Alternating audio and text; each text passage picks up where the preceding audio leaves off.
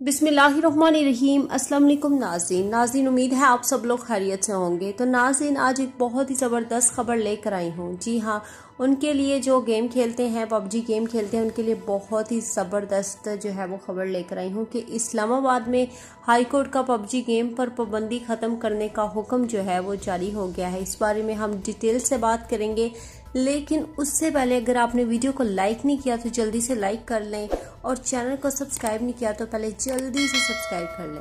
तो नाज़रीन, यहाँ आपको मज़ीद बताती चलूँ कि इस्लामाबाद हाई कोर्ट ने ऑनलाइन गेम पबजी को फौरी तौर पर खोलने का हुक्म दिया है।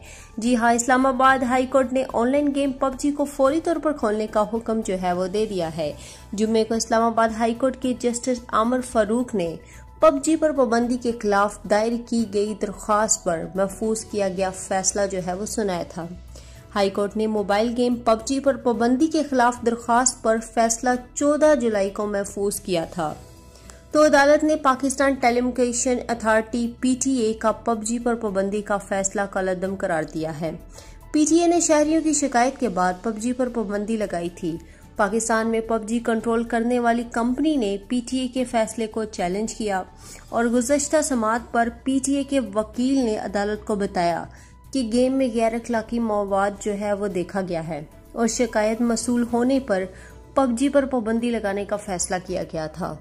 PTA के मुताबिक गेम के हवाले से वक्त के ज़ाया, आदी बनाने और दीगर मनफी असरात पड़ने की शिकायत जो है वो मसूल हो रही थी, जिसकी वजह से उन्होंने पबजी जो है वो बैन कर दी थी।